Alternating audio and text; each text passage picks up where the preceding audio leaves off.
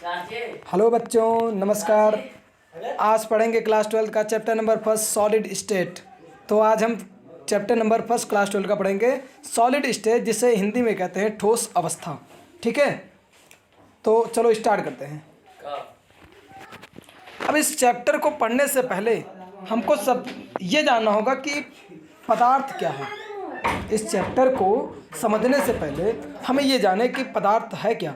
तो पदार्थ क्या है, देखो, कोई भी चीज़, कोई भी तत्व जिसमें आयतन होता है और उसका निश्चित द्रव्यमान होता है, उसी को क्या बोलते हैं? पदार्थ बोलते हैं। मतलब जो स्थान घेर सके, जिसमें द्रव्यमान हो, उसी को हम पदार्थ कह सकते हैं। ठीक है, तो जो पदार्थ है वो तीन रूपों में पाया जाता है, अर्थात पदार्थ की तीन अवस्था होती है। एक ही टेम्परेचर पर पदार्थ तीन रूपों में पाया जाता है। ठीक है, पदार्थ की कितनी अवस्था होती है? तीन अवस्था होती है। पहला है गैस, दूसरा है लिक्विड, तीसरा है सॉलिड। अब देखो, यहाँ पर बात करना थोड़ा समझने की बात जरूरी है। जो गैस होता है वो आखिरकार गैस अवस्था होती कैसी है? वो क्यों होता है गैस? इसमें क्या होते हैं, जो उसके अवयवी कण, जिन कणों से मिलकर वो गैस बना होता है, वो काफ़ी दूर दूर होते हैं। देखो यहाँ पर दूर दूर है, ये देखो इसके कण क्या है, काफ़ी दूर दूर हैं। ठीक है, और इन कणों के बीच में अंतरा आणविक आकर्षण बल, मतलब दो अणुओं के बीच लगने वाला आकर्षण बल, जो अणु एक दूसरे को अपनी तरफ आकर्षित करते हैं, वो जो बल है उनमें क्या है, लगभग ना के बराबर होता है, बहुत कम होता है। इस कारण से इसके कण एक दूसरे के क्या होते हैं, काफ़ी दूर दूर होते हैं, और इनकी कोई आयतन निश्चित नहीं होता है, ना ही इनका आकार कोई निश्चित होता है। ठीक है, तो इसके कण काफ़ी दूर दूर होते हैं, जैसे कि मैंने पहले फिगर में आपको दिखाया। दूसरा देखें, लिक्विड किसे कहते हैं? पदार्थ की ऐसी अवस्था जिसका आयतन तो निश्चित होता है परंतु आकार निश्चित नहीं होता। आयतन निश्चित होता है परंतु आकार निश्चित नहीं होता। ये क्यों? क्योंकि इनके कणों के बीच जो आकर्षण बल है ये थोड़ा कम होता है। होता तो है लेकिन थोड़ा कम होता है। इस कारण से इनमें क्या है, इनके आकार नहीं निश्चित होता है परंतु आयतन निश्चित होता है। इनके कण क्या होते हैं, एक दूसरे के करीब तो होते हैं, थोड़े करीब होते हैं, बहुत ज़्यादा करीब नहीं होते, थोड़े करीब होते हैं। ठीक है, तो इस कारण से इनके आकार निश्चित नहीं होते परंतु आयतन निश्चित होते हैं। और इसमें क्या होती है, बहने की प्रवृत्ति होती है। इनमें बहने की प्रवृत्ति होती है। ठीक है, अर्थात किसी जल को या किसी भी लिक्विड पदार्थ को एक स्थान पर छोड़ेंगे तो बहकर एक स्थान से दूसरे स्थान पर जा सकता है। ठीक है, तो लिक्विड बात समझ में आ गई। पदार्थ की ऐसी अवस्था जिसका आयतन निश्चित होता है परंतु आकार निश्चित नहीं होता, उसको बोलते हैं लिक्विड। अब तीसरी बात जो है मेन, जो इस चैप्टर में हमको पढ़ना है, सॉलिड स्टेट या ठोस अवस्था क्या है। तो ठोस अवस्था पदार्थ की ऐसी अवस्था है जिसका आकार और आयतन दोनों निश्चित होता है। ठोस क्या है? पदार्थ की ऐसी अवस्था है जिसका आकार और आयतन दोनों निश्चित होता है। आकार भी निश्चित होगा इनका और आयतन भी निश्चित होता है। ठीक है, और ये निश्चित क्यों होता है? क्योंकि इनके कणों के बीच जो आकर्षण बल है ये काफ़ी प्रबल होता है। इनके कण एक दूसरे के काफ़ी करीब होते हैं। ठीक है, इनके जो कण होते हैं ये काफ़ी करीब करीब होते हैं, जैसा कि आप इस फिगर में देख रहे हैं। देखो इसके कण काफ़ी करीब होते हैं। ठीक है, इस कारण से इनके आकार और आयतन दोनों निश्चित होता है। ठीक, बात समझ में नहीं आई कि नहीं आई? चलें आगे देखते हैं।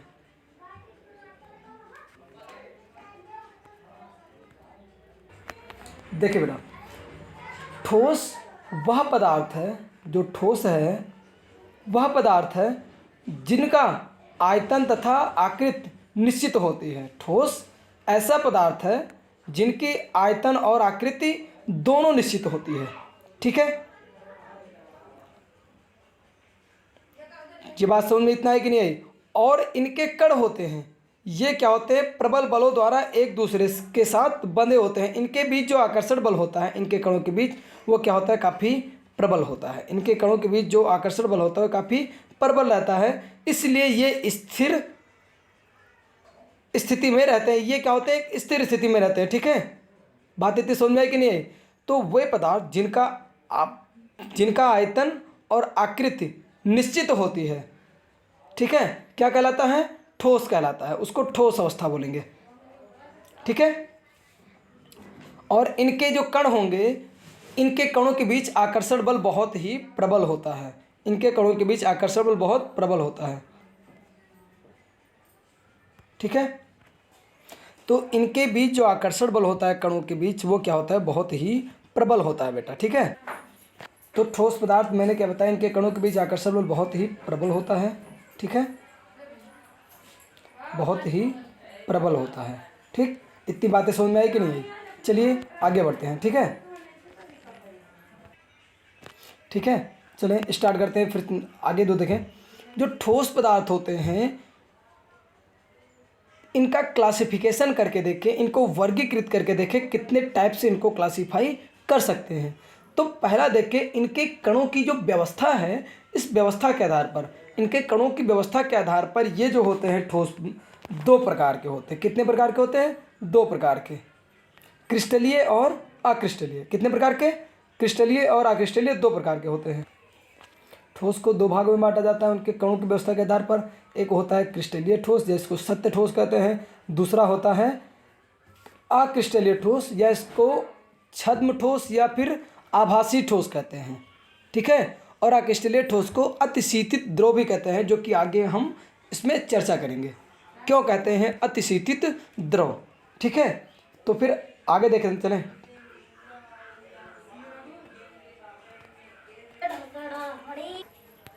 तो बेटा पहला देखते हैं क्रिस्टलीय ठोस। क्या?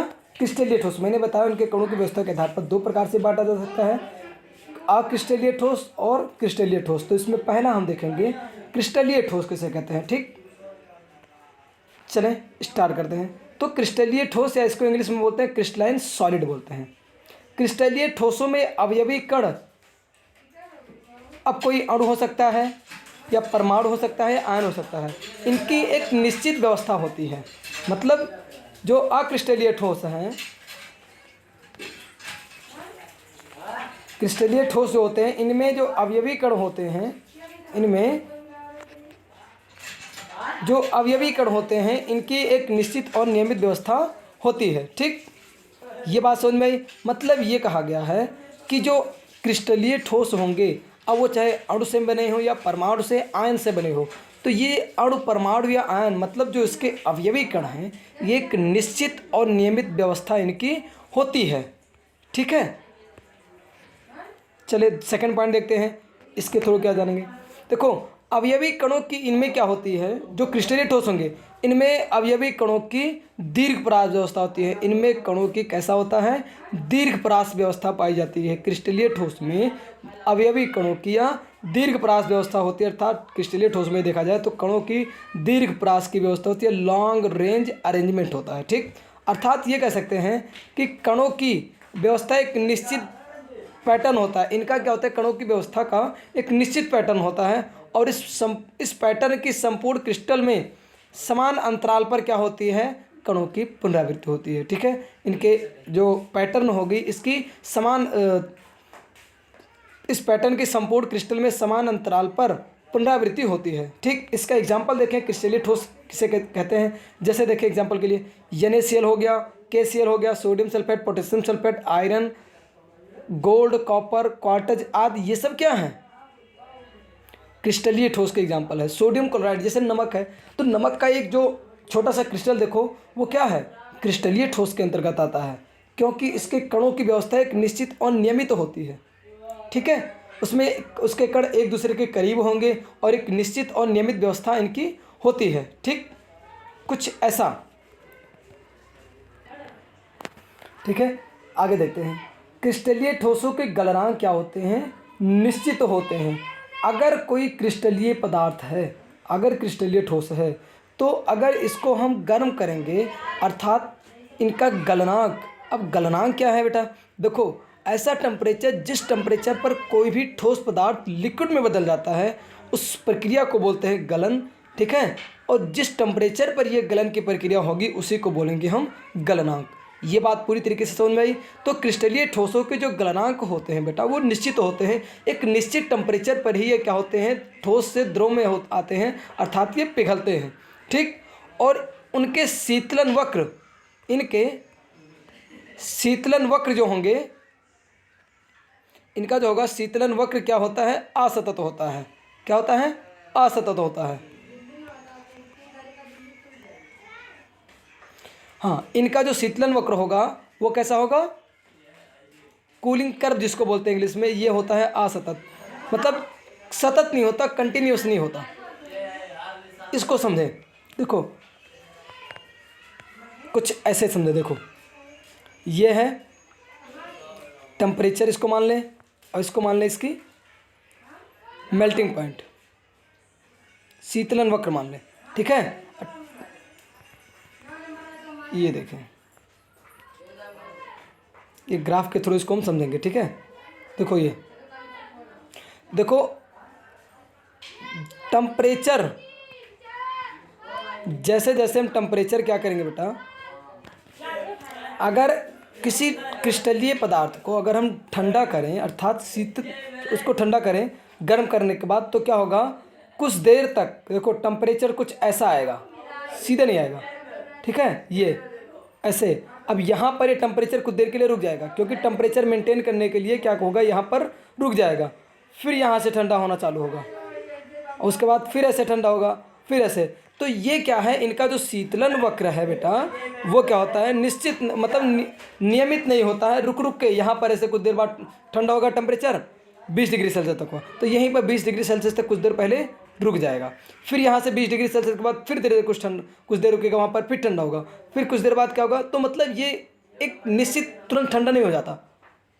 मतलब अगर कोई अक्रिस्टलीय पदार्थ है, जैसे देखो कोई भी अक्रिस्टलीय पदार्थ, जैसे मोम हम जलाते हैं तो क्या होता है, जैसे हम रखते हैं तो थोड़ी देर बाद तुरंत ठंडा हो जाता है, होता है कि नहीं होता, वो एक कंटिन्यू ठंडा होता है वो। लेकिन इसके जो होते हैं शीतलन वक्र, तो वो क्या होता है, नियमित नहीं होता है या असतत होता है, ठीक है। जो अक्रिस्टलीय ठोस होंगे उनका नियमित होता है, उनको भी मैं समझा दूं आपको। अगर इसको हम ठंडा करेंगे अक्रिस्टलीय ठोस को, तो ये क्या होगा, एक निश्चित क्रम में तुरंत ऐसे ठंडा हो जाएगा, तो ये होगा कैसा, सतत हो गया। इनका शीतलन जो वक्र होगा ये क्या होगा, सतत होगा। अगर ठंडा करें तो जो हमको ग्राफ प्राप्त होगा ये कंटिन्यू हो जाता है। लेकिन जो मैंने अभी बताया क्रिस्टलीय ठोस में ये असतत होता है, ठीक है।